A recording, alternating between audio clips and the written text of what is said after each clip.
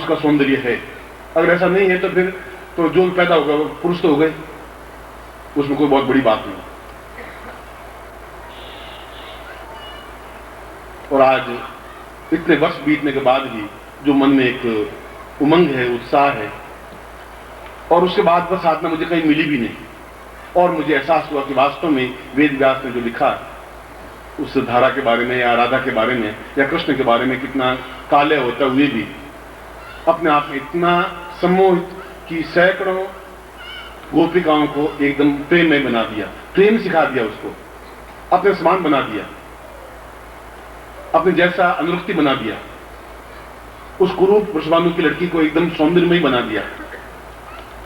और कृष्ण ने अपने सदृश बनाया, उसको नहीं, द्रौपदी को बनाया। जितने उनके जीवन में जितनी स्त्रियां आई, रुक्मिणी चाहे सत्यभामा जो भी आई, उनको वैसे कुब्जा आई मथुरा में, कुब्जा को अत्यंत सौंदर्य, जो कुबड़ निकली हुई थी, सौंदर्यमयी बनाया, क्योंकि वह साधना उन्होंने सांदीपन से सिद्ध कर रखी थी। जब तक मनुष्य के जीवन में यह सौंदर्य नहीं आ पाएगा तब तक मनुष्य का जीवन एक आनंद बन ही नहीं सकता। मैं आपको कितना ही समझाऊं, अणु क्या मैं आपके शरीर को पूरा बदल भी दूं, तो अंदर के हिलोर पैदा नहीं कर पाऊंगा, अंदर मस्ती नहीं ला पाऊंगा। एक बांसुरी बजे सैकड़ों लोग आ जाएं, वह चीज नहीं आ पाएगी। आप बोल रहे लोग थके से देखते रह जाएं, वो चीज नहीं आ पाएगी। वो नहीं आ पाएगी तो आपकी खींच पैदा होगी, एक अतृप्ति पैदा होगी, एक तृष्णा पैदा होगी कि क्या है, क्यों मैं धीरे धीरे मृत्यु की ओर बढ़ता जा रहा हूं, क्यों मेरे चेहरे झुर्रियां पड़ती जा रही हैं, क्यों मेरी आंखों में ज्योति कम होती जा रही है, क्यों मैं क्या हो रहा हूं, क्या था क्या हो रहा हूं। आप कुछ थे भी नहीं, क्योंकि मैंने अभी आपको बताया, आपको बुरा लगा होगा, लगेगा कि मैं आपको जवान नहीं मानता, जवानी आपकी जिंदगी में आई नहीं, देखा नहीं जवानी। जवानी एक दूसरी चीज होती है, जो जिसने एहसास किया उसने किया है, और कोई नारी ने सौंदर्य देखा नहीं, अभी पास में निकल जाए, सुगंध नहीं आए, फिर नारी हुई भी क्या, और वहां सूर्य किरणें निकल करके सामने वाले को पिघला नहीं दी तो पुरुष भी क्या हुआ, और ऐसा नहीं हुआ फिर जन्म लेने से फायदा भी क्या हुआ। और यदि कायाकल्प नहीं कर सके तो फिर गुरु भी क्या हुआ, गुरु शिष्य को कहेगा भी क्या। कल आप मर जाओगे 2-4 दिन, हफ्ते, साल, 2 साल, 5 साल बाद, और हम रोक करके रह जाएंगे, फिर तुम्हें इतना ज्ञान दे, चेतना दी, सब हुआ क्या मेरा। मतलब मैं अपने आप में सोचूंगा कि मैं इनको क्यों नहीं पूर्णता दे पाया। आज बैठा बैठा यही चिंतन कर रहा था जब ये दीक्षा भजन हो रहा था, ये चीज मुझे देनी चाहिए क्योंकि होली के दिन है, ये दिन मेरे पास भी थे, मैं ताकत तो थी, जूझने की हिम्मत भी थी, मगर एक चेहरे पर आकर्षण, एक जूझारूपन तो था, दृढ़ता तो थी, मगर वशीकरण नहीं था, एक सम्मोहन नहीं था, अखड़पन था। अखड़ता से जीवन नहीं चलता, और दुर्बलता से भी जीवन नहीं चलता, भीगी बिजली बन करके भी जीवन नहीं चल पाएगा। आप बन पाएंगे तो आप अपनी पत्नी को भी बहुत सुंदरमय बना सकेंगे, आप हो पाएंगे तो पूरे परिवार को सुंदरमय बना सकेंगे। अगर आपके पास कुछ होगा तो वह होगा केवल अप्सरा साधना के माध्यम से, और अप्सरा साधना केवल इन दिनों में सिद्ध की जा सकती है, बाकी दिनों में सिद्ध की जा सकती है। ऐसा नहीं है कि कोई दिन अच्छा है बुरा नहीं होता, मगर गुलाल इन दिनों में उड़ाई जा सकती है, दिए दीपावली दिन ही जलाए जा सकते हैं, रोना शमशान नहीं हो सकता है। आप घर में बैठे बैठे जोर जोर से रोने लग जाए, लोग सर पागल काट ले रो रहा है, उनका एक दिन मर जाएंगे, अरे मर जाएंगे तो मर, अभी क्यों रो रहा है, जब मरेगा तब रोना। अब शमशान तुम नहीं रो, लोग सर आदमी यहां रोना चाहिए, तुम हंस रहे हो। हर परिस्थिति और हर समय हर स्थान अपने स्थान पर अपने आप में महत्व रखता है।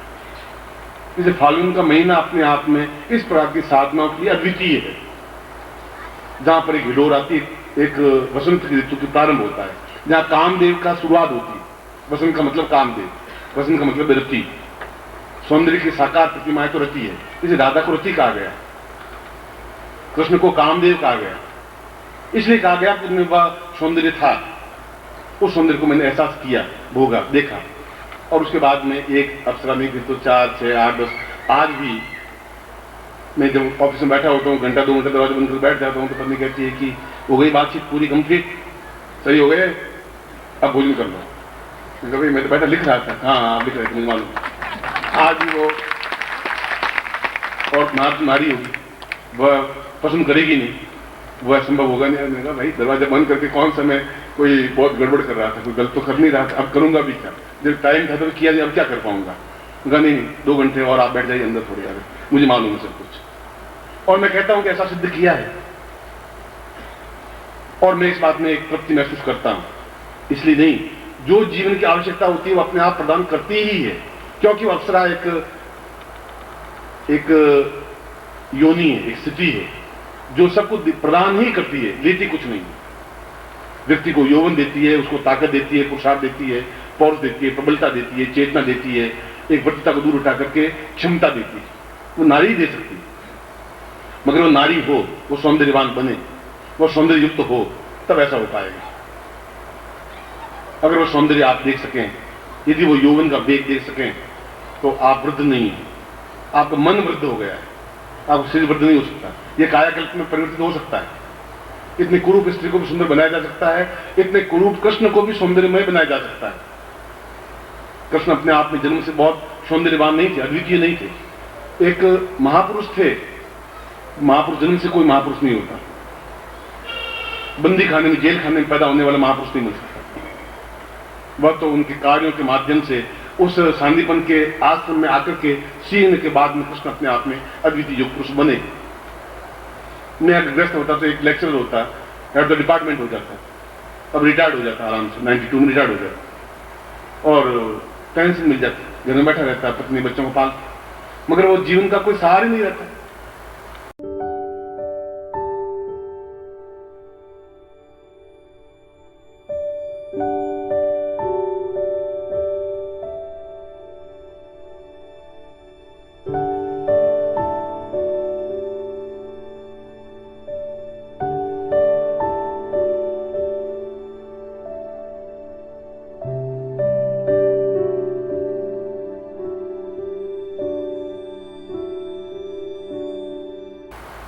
फिर एक साधना शब्द की, दूसरी की, तीसरी की, मेरे 108 अप्सराएं सब देखेंगे एक बार कि क्या है उसमें।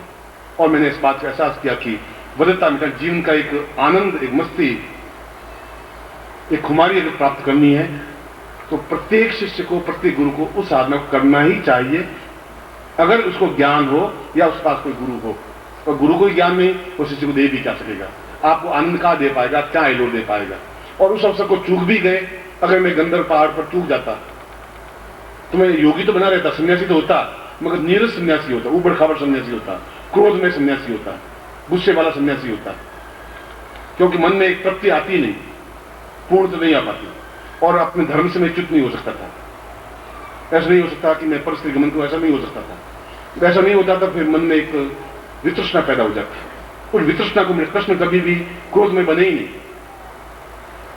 उनका चेहरा बहुत शांतिमय होते हुए भी महाभारत युद्ध को जीत लिया, द्वारका के राजा बने, अतुलनीय धनवान बने, एक बिल्कुल एक धोती लेकर के मथुरा से निकले और अरबपति बने, द्वारका के राजा बीज बन गए, पूरे महाभारत युद्ध को जीत करके दिखा दिया, क्योंकि उनके अंदर वह उद्दाम वेग था, यौवन था, वो साहस थी, क्षमता थी। उन्होंने कहा कि सब युद्ध करेंगे, मैं बिना शस्त्र के युद्ध करूंगा, शस्त्र नहीं उठाऊंगा पूरे महाभारत में, और मैं जीत के दिखा दूंगा। केवल 5 लोगों के बीच में रह करके पूरे हजारों कौरवों को समाप्त करके जीत के दिखा दिया। और तुम्हें इस संसार में जीतना है, समय बीता नहीं है, जीतना है। बहुत अच्छा संगीतज्ञ बन करके, बहुत अच्छा यौवनवान बन करके, बहुत अच्छा प्रफुल्लित बन करके, बहुत अच्छा पौरुषवान बन करके, और पूरे कायाकल्प करते हुए। और वह हो पाएगा जब आपके अंदर पूर्ण स्वरूप, पूर्ण आनंद और पूर्ण सौंदर्य समाहित हो पाएगा, और समाहित हो पाएगा केवल अप्सरा साधना के माध्यम से। और कोई रास्ता है ही नहीं, और कोई ऐसा पानी का घूंट नहीं है, और कोई ऐसी विद्या नहीं है, और कोई ऐसा मंत्र नहीं है। कोई कायाकल्प के पहले भी इसी साधना को सिद्ध करनी पड़ेगी कि मेरे आंख में कहीं कोई न्यूनता आई नहीं, और पूरा जीवन एक, आज भी मैं गुनगुना रहा हूं तो मस्ती के साथ गुनगुनाता हूं, ना स्नान करता हूं तो मस्ती के साथ, तैरता हूं तो मस्ती के साथ, मैं काम करता हूं तो हर क्षण मेरे सामने सौंदर्य कुंज बना रहता है। जब भी मैं इच्छा करता हूं वह चीज मुझे प्राप्त होती ही है। ऐसी कोई संसार की चीज है ही नहीं जो मुझे नहीं मिले, और उसका बेस वही गुरु हैं, उनकी दी हुई वह साधना है, वह दीक्षा है, वह जिसको मैंने सिद्ध किया। मैंने वहां न्यूनता बताई कि मैं 3 दिन बिदकता रहा, मैं खुद बताऊंगा। मैं खुद अपने आप में एक कॉम्प्लेक्स माइंड में आया कि ये मैं क्या कर रहा हूं, क्या मैं पत्नी के साथ धोखा कर रहा हूं, क्या परिवार के साथ धोखा, क्या मेरा सन्यासी जीवन के साथ धोखा कर रहा हूं, क्या ये वेद व्यास में लिखा वो सब गलत है, क्या कृष्ण वास्तव में बहुत कुरूप थे, क्या राधा बिल्कुल ढंगी थी, वह इतनी सौंदर्यवान कैसे बनी, और सौंदर्य नहीं है तो जीवन क्या है, फिर मैं कायाकल्प कर कैसे पाऊंगा। कैसे अपने आप को वापस शिष्यों के बीच में एक समाहित कर पाऊंगा। आप जाएंगे, आपके बाद में एक और नए शिष्य आएंगे, फिर उसके बाद सन्यासी आएंगे, शिष्य आएंगे, उन सन्यासियों के बीच में उसी सन्यासी वेग के साथ खड़ा हो पाता हूं। उसके बेस में वही साधना है। और ऐसी साधना केवल होली के अवसर पर, मैंने कहा कि ये दिन आपके लिए इतने अधिक मधुर श्रेष्ठ हैं कि होली का तो समय है ही, मगर दोनों ग्रहण के बीच का समय भी है। कल रात्रि को भी यही साधना की, चाहे 2 घंटे के लिए की, मगर उसी साधना को, उसी मंत्र को वापस कल रात को प्रस्तुत किया मैं, करीब 1 बजे से लगा के 3 बजे तक, क्योंकि उसको वापस पुनरुक्ति करना मेरे लिए आवश्यक था। मैं देख रहा था कि लोगों की आंखों में क्या मेरे प्रति चिंतन बनता जा रहा है। इसलिए इस फाल्गुन मास में, इस समय में एक दुर्लभ वरदान मैं आपको दे रहा हूं। दुर्लभ वरदान जो आज तक जिंदगी में कहा नहीं दुर्लभ शब्द को, वह वरदान दे रहा हूं कि मैं स्वर्ण प्रभाव साधना आज ही सिद्ध करके आपको दिखा दूंगा कि रात्रि को आपके सामने सिद्ध हो तो मैं गुरु हूं, अन्यथा गुरु हूं।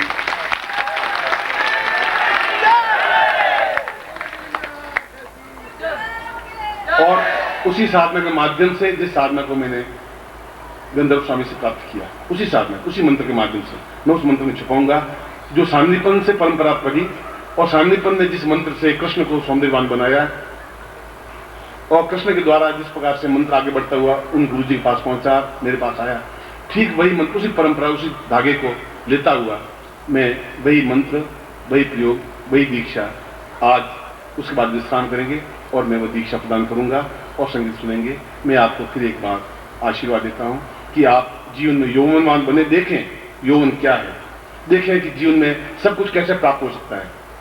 इस प्रकार नौकरी करने से कुछ नहीं मिल पाएगा, इस पर व्यापार करने से कुछ नहीं मिल पाएगा, बाल नोचने से भी कुछ नहीं मिल पाएगा, वृद्धता ही आ पाएगी। और मैं तुम्हें वृद्ध देखना चाहता भी नहीं है, मैं तुम्हें यौवनवान, उद्दाम, यौवन तरंग के रूप में देखना चाहता हूं। ऐसी मेरी इच्छा है और ऐसा ही देखना चाहूंगा, और इसीलिए आज का दिन आपके लिए वरदान स्वरूप है मेरी तरफ से और ये भेंट मेरी तरफ से।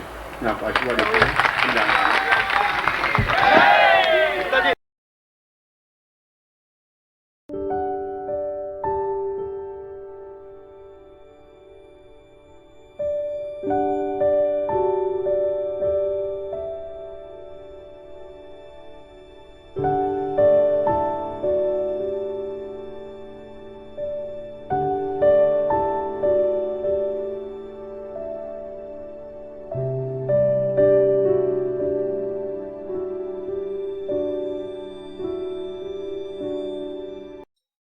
ओम परम तत्वाय नारायणाय गुरुभ्यो नमः। ओम ह्रीं मम प्राण देह रोम प्रतिरोम चैतन्य जाग्रय ह्रीं ओम नमः। ओम भूर्भुवः स्वः तत्सवितुर्वरेण्यं भर्गो देवस्य धीमहि धियो यो नः प्रचोदयात्।